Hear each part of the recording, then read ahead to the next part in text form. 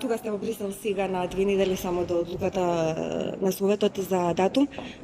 Какво ви е чувството во моментов сега? И во Брисел, како и пред известно време во Скопје, сите представници на Европската Унија, сите луѓе кои доаѓаат од земјите членки, се согласни во констатацијата. Направивме се што беше потребно за да ги почнеме преговорите и нивните очекувања се оптимистички. Дека во октомври Европската Унија после толку многу години најпосле ќе донесе формална одлука за почеток на преговорите со нас. Што ако не ја донесе овој пат или биде повторно некаква варијанта хибридна, а не класичен датум за преговори? Има ли владата некаков план Б? Работиме, инвестираме и понудивме резултати за да успее нашиот клучен план.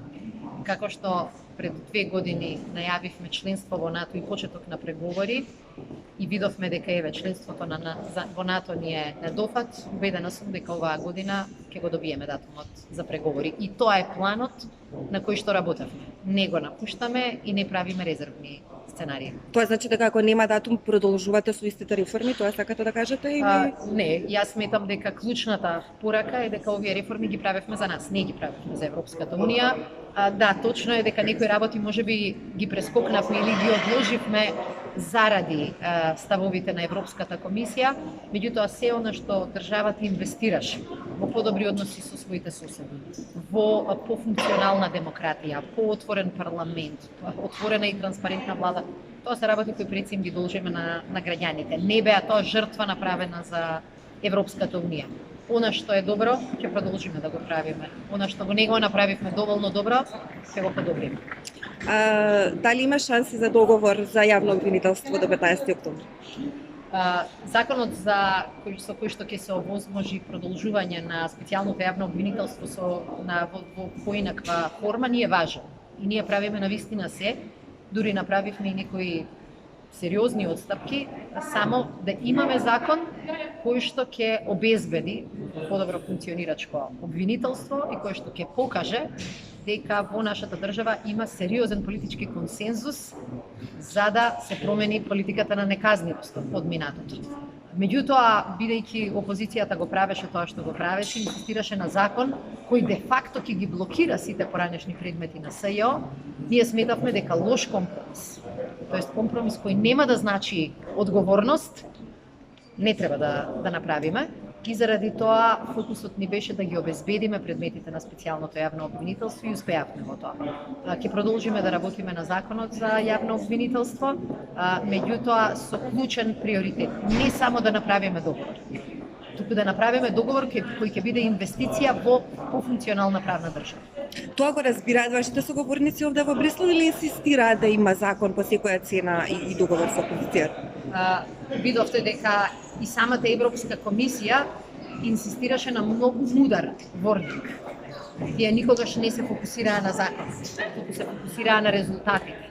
А резултатите значеа дека мораат да завршат не само истрагите и судските предмети, туку мора да се обезбеди да има одговорност за сите кривични дела кои што биле направени. И затоа фокусот беше делата, предметите, судските постапки, а не само проформа законот.